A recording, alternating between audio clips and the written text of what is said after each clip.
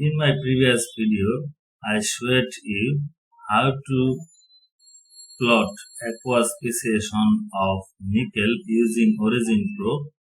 In this video, I would like to show you how to plot aqueous speciation of adsorbent surface, for example, Barnesite.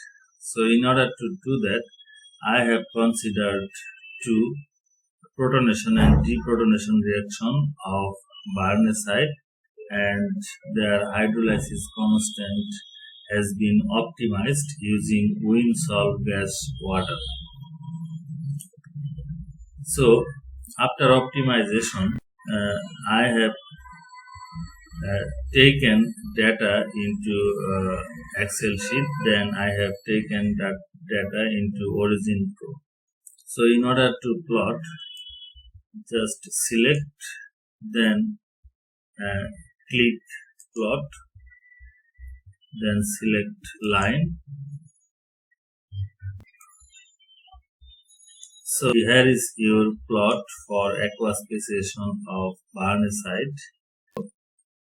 Below pH 4, the surface is positively charged, and after pH 4, the surface is negatively charged. So after some editing, you can make it publication quality. So this is how you can make it publication quality. Thanks for watching.